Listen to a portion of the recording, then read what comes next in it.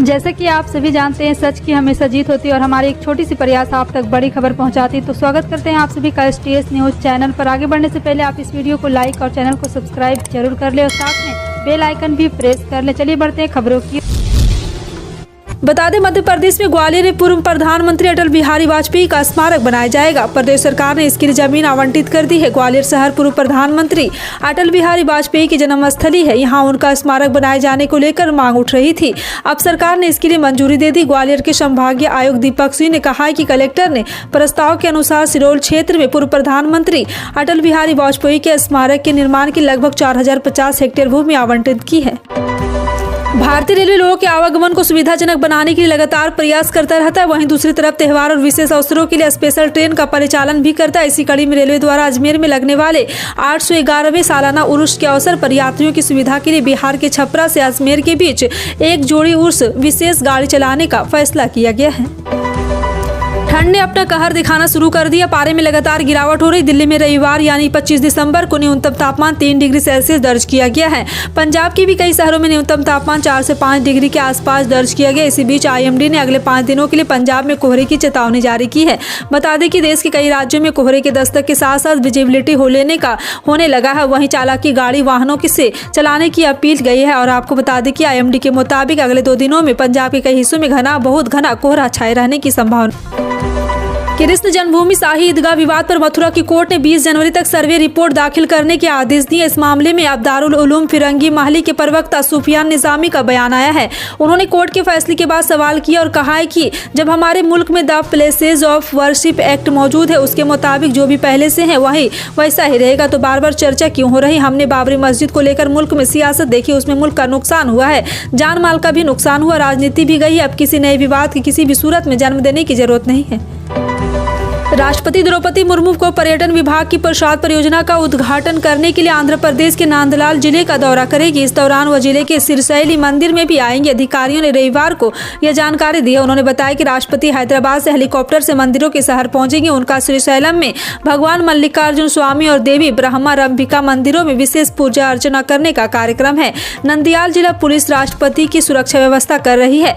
मुर्मू और 5 दिवसीय दक्षिणी प्रवास के लिए 26 दिसंबर को हैदराबाद पहुंचेगी। कर्नाटका में अब भाजपा में फूट पड़ती नजर आ रही है। ताजा खबर है कि राज्य मंत्री रह चुके खनन व्यवसायी गली जनार्दन रेड्डी पार्टी से अलग हो गए हैं। उन्होंने रविवार को भी अपनी नई पार्टी बनाने का ऐलान किया। इसका नाम कल्याण राज्य प्रगति पक्ष रखने की घोषणा की गई है। इसी के साथ उन्होंने ये भी ऐलान किया है कि वो आने वाले विधानसभा चुनाव में गंगावटी विधानसभा सीट से चुनाव भी लड़ेंगे। अफगानिस्तान में छात्राओं को कॉलेज जाने पर प्रतिबंध लगाए जाने के बाद बवाल खड़ा हो गया। यूनिवर्सिटी के छात्रों ने प्रतिबंध का विरोध करते हुए क्लास का बहिष्कार किया है। इसके साथ ही कई यूनिवर्सिटी प्रोसेस भी छात्राओं को समर्थन में आ गए। उचित ड्रेस कोड का पालन न करने का हवाला देते हुए तालिबान सरकार ने महिलाओं के कॉलेज जाने पर प्रतिबंध लगा दिया है। राजधानी दिल्ली में ठिठुरन अभी भारी सर्दी का दौर शुरू हो गया। दिल्ली समेत उत्तर भारत में सर्द हवाएं चलने और पारा गिरने से ठंड बढ़ गई। मौसम विभाग के मुताबिक रविवार और सोमवार को लगातार दिल्ली शीतलहर की चपेट में रहेगी। विभाग ने बताया कि अगले 48 घंटों में दिल्ली का पारा 4 डिग्री पर आ सकता है। उत्तर प्रदेश में कोरोना काल में समाज के प्रति अपने दायित्व को निभाते हुए कोरोना की चपेट में आकर जान गंवाने वाले 53 पत्रकारों के परिवारों को यूपी सरकार की ओर से सहायता राशि प्रदान की गई। कोरोना काल में असमय जान खोने वाले पत्रकारों के परिजनों के मुख्यमंत्री योगी आदित्यनाथ ने सहायता राशि चेक प्रदान किए। CM योगी ने पूर्व प्रधानमंत्री अटल बिहारी वाजपेयी की जयंती के मौके पर ये चेक पीड़ित परिवारों को सौंपे हैं और बीजेपी इस दिन को सुशासन दिवस के तौर पर मनाती है। भारतीय रेलवे को बेहतर बनाने के लिए केंद्र की मोदी सरकार लगातार प्रयास कर रही। रेलवे आम लोगों के जीवन का अभिन्न हिस्सा है और हर दिन करोड़ों की संख्या में यात्री ट्रेन के जरिए अपनी यात्रा को पूरी करते हैं। पिछले कुछ दिनों से रेलवे ने 100% स्वदेशी तकनीक से बनी हुई वंदे भारत ट्रेन का अनावरण किया है। अब तक देश में कुल 6 वंदे भारत ट्रेन शुरू की जा चुकी है। जल्दी यात्रियों को 7वीं ट्रेन की सौगात मिलने वाली है। रेलवे इस सेमी हाई स्पीड ट्रेन को देश के अलग अलग रूट्स पर लॉन्च कर रही है।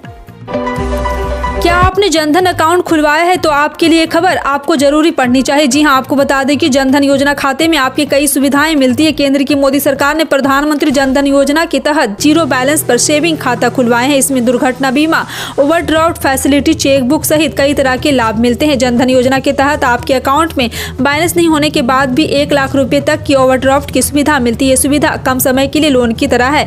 पहले यह रकम 5,000 रुपए मिलती थी, लेकिन अब सरकार ने इसे बढ़ाकर 10,000 रुपये काफी समय पहले कर दिए हैं। चालू रबी सीजन में फसलों की बुआई अपनी चरम पर पहुंच गई। घरेलू बाजार से लेकर वैश्विक जिंस बाजार की कीमतें चढ़ी हुई है। रबी सीजन की प्रमुख फसल गेहूं और खाद्यान्न तेलों की मांग को देखते हुए किसानों का रुझान इन फसलों की खेती की ओर बढ़ रहा है। सरकारी नीतियों की भी सकारात्मक असर देखने लगी है। खेती के लिए जरूरी इनपुट का अच्छी सप्लाई से भी खेती का रकम बढ़ा है। जिंस बाजार के विशेषज्ञों की माने तो आगामी रबी मार्केटिंग सीजन में ज्यादातर उपज की कीमतें निर्धारित न्यूनतम समर्थन मूल्य से ऊपर रह सकते हैं।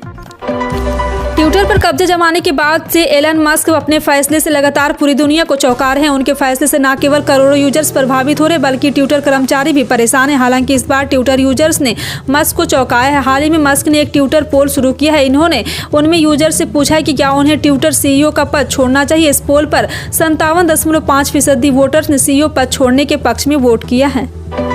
इसरो के लिए 26 नवंबर की तारीख इसके गौरवशाली इतिहास में दर्ज हो गई है, जब इसने एक साथ 9 सैटेलाइट लॉन्च किए। तमिलनाडु के श्रीहरिकोटा के सतीश धवन अंतरिक्ष केंद्र ने PSLV C54 की सहायता से ओशियन सेट 3 के अलावा भूटान के एक उपग्रह समेत 8 सैटेलाइट को सफलतापूर्वक लॉन्च किया गया। EOS 6 मिशन के तहत ये प्रक्षेपण किए गए। साल 2022 में भारतीय अंतरिक्ष अनुसंधान संगठन का यह आखिरी मिशन था। दिल्ली नगर निगम चुनाव में जीत का परचम लहराने के बाद आम आदमी पार्टी अब उत्तर प्रदेश निकाय चुनाव को लेकर सक्रिय हो गई। इसी कड़ी में मुरादाबाद जिले में आयोजित एक कार्यक्रम मेरा राज्यसभा सांसद संजय सिंह पहुंचे हैं। इस दौरान संजय सिंह ने प्रदेश में होने वाले निकाय चुनाव के लिए नए सदस्यों को पार्टी की सदस्यता दिलाई। कार्यक्रम में आम आदमी पार्टी के राज्यसभा सांसद संजय सिंह ने भारतीय जनता पार्टी पर जमकर हमला बोला। संजय सिंह ने कहा है कि अब उत्तर प्रदेश में भी झाड़ू चलानी है। साथ ही कहा है कि जितने वादे आम आदमी पार्टी ने दिल्ली और पंजाब चुनाव से पहले किए गए थे वो सभी वादे आम आदमी पार्टी ने पूरे कर दिए हैं। भारत जोड़ो यात्रा को लेकर दिल्ली पहुंचने में राहुल गांधी को 108 दिन लगे, लेकिन असली लड़ाई 2023 में शुरू होगी। अगले साल की शुरुआत में कर्नाटक विधानसभा चुनाव होने हैं।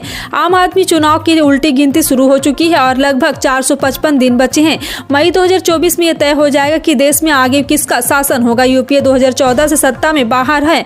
मोदी लहर में लगातार 2 चुनाव में कांग्रेस को पटकनी दी है। कांग्रेस को मध्य प्रदेश, छत्तीसगढ़, राजस्थान में महत्वपूर्ण चुनाव का सामना करना पड़ा है। बिहार क्रिकेट संघ के अध्यक्ष राकेश तिवारी को बड़ी राहत देते हुए पटियाला हाउस कोर्ट ने दिल्ली पुलिस की क्लोजर रिपोर्ट की स्वीकार कर दिया, जिसमें उनके खिलाफ एक महिला द्वारा छेड़छाड़ समेत बलात्कार के प्रयास का मामला दर्ज किया गया था। कोर्ट ने महिला द्वारा दायर विरोध याचिका को भी खारिज कर दिया। अदालत ने कहा है कि अगर न्यायिक कार्रवाई में राकेश तिवारी को अनावश्यक रूप से परेशान किया गया तो यह अन्याय होगा। नेपाल के मौजूदा प्रधानमंत्री शेर बहादुर देउबा की दोबारा पीएम बनने की उस वक्त उम्मीदें टूट गई जब CPN माओवादी सेंटर के अध्यक्ष पुष्पकमल दहल प्रचंड ने उनके प्रस्ताव को खारिज कर दिया। अब प्रचंड ने स्वयं राष्ट्रपति विद्या भंडारी के समक्ष बहुमत प्रस्तुत कर पीएम मोदी की कुर्सी संभालने का दावा किया है। अभी तक प्रधानमंत्री एवं नेपाली कांग्रेस के अध्यक्ष शेर बहादुर देउबा और PN माओवादी सेंटर के अध्यक्ष पुष्पकमल दहल के बीच सत्ता साझेदारी पर सहमति बनने की कोशिश हो रही थी। दिल्ली के जसोला विहार मेट्रो स्टेशन पर एक ड्रोन गिर गया। इसके बाद कुछ देर के लिए इस रूट को बंद कर दिया गया। ड्रोन दोपहर में करीब 3 बजे गिरा था। पुलिस ने ड्रोन की जांच की तो पता चला कि वो एक दवा कंपनी का ड्रोन है। उससे कुछ दवा के सैंपल भेजे जा रहे थे। ड्रोन गिरने के बाद कुछ देर के लिए इस रूट पर मेट्रो का आवागमन रोका गया। अब यह रूट चालू कर दिया गया। पुलिस मामले की जाँच कर रही है। विश्व स्तर पर आर्थिक अस्थिरता का दौर शुरू होने से प्रौद्योगिकी क्षेत्र में हाल के तनावग्रस्त महीनों और नौकरियों में कटौती के बाद आने वाले वर्ष रोजगार की संभावना तलाश रहे लोगों के लिए कई अवसर लेकर आ सकता है। ऐसे अनुमान है कि दूरसंचार और सेवा क्षेत्र में भर्तियां में तेजी आ सकती है। विशेषज्ञों का अनुमान है कि कुछ समय के लिए अवसर के अच्छे मौके मिल सकते हैं और कंपनियां काम एवं जिंदगी की एकीकृत संस्कृति अच्छी प्रतिभाओं को बढ़ा देने के कौशल में वृद्धि करेगी। उत्तर भारत में शीतलहर की शुरुआत हो चुकी है। ऐसे में घने कोहरे की वजह से प्रभावित उड़ानों के यात्रियों के लिए एयर इंडिया ने फॉग केयर की शुरुआत की है। यह शुरुआत में दिल्ली हवाई अड्डे से आने और जाने वाली उड़ानों के लिए होगी। यह पहल उन यात्रियों तक सक्रिय तौर पर पहुंचने के लिए है जिनकी फ्लाइट्स बुरी तरह प्रभावित हुई और कोहरे के दौरान उन्हें रद्द करने की आशंका है। इलाहाबाद हाईकोर्ट की लखनऊ बेंच ने उत्तर प्रदेश सरकार को निर्देश दिया है कि लखनऊ विश्वविद्यालय में शिक्षकों की सेवानिवृत्ति आयु 62 साल से बढ़ाकर 65 साल की जाए। न्यायमूर्ति ओम प्रकाश शुक्ला की एकल पीठ ने यह आदेश डॉक्टर प्रेमचंद मिश्रा की याचिका पर सुनवाई करते हुए कहा है कि याचिकाकर्ता कहना है कि वो 65 साल की आयु तक संबंधित विश्वविद्यालय में शिक्षक के रूप में अपनी सेवाएं जारी रखने के हकदार थे और समान स्थिति में न्यायालय की एक समन्वय पीठ द्वारा पारित 3 समान आदेशों पर निर्भर थे। सोना चांदी खरीदने वालों के लिए अच्छी खबर सामने आई है। 25 दिसंबर को भारतीय सराफा बाजार में सोने और चांदी के दाम जारी हो गए, जिसमें आपको बता दें कि इन सोने में गिरावट आई है। वहीं इसी के साथ चांदी के भाव में बढ़ोतरी है। वहीं नव वर्ष भी आने वाला है, इसके चलते सोने की खरीदारी ज्यादा देखने को मिल रही। आपको बता दें कि सोना और चांदी के दाम प्रतिदिन कम ज्यादा होते रहते हैं। आपको बता दें 10 ग्राम सोने में आज 80 रुपए की गिरावट आई है।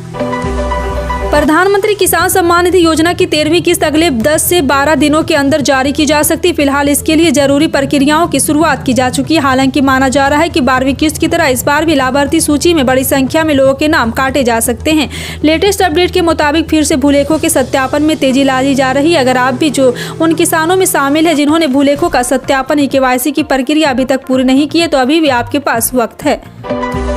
ग्लोबल मार्केट में कच्चे तेल की कीमतों में आज कोई बदलाव नहीं है। ब्रेंट क्रूड $83.92 प्रति बैरल और WTI $89.56 प्रति बैरल पर बिक रहा है। हर दिन की तरह आज भी सरकारी तेल कंपनियों ने देश में पेट्रोल डीजल के नए दाम जारी कर दिए। देश के कई राज्यों में पेट्रोल की कीमतों में बदलाव देखने को मिल रहा है। पीएम मोदी ने मन की बात में कालाजार नाम की बीमारी के खात्मे को लेकर कहा है कि पीएम मोदी ने बताया कि आखिर कैसे कालाजार नाम की ये बीमारी अब तेजी से भारत में समाप्त हो जाती रही है। मन की बात में प्रधानमंत्री ने बताया कालाजार भारत के लिए एक बड़ी चुनौती थी जो अब समाप्त होने के कगार पर पहुंच चुका है। फिलहाल आपका इन सभी खबरों पर क्या कहना है, कॉमेंट सेक्शन में टाइप करके जरूर बताएं। इसी तरह की पल पल की अपडेट जानने के लिए जुड़े रहें आप अपने NTS न्यूज चैनल से। मिलते हैं अगली बड़ी खबर में, तब तक के लिए जय हिंद।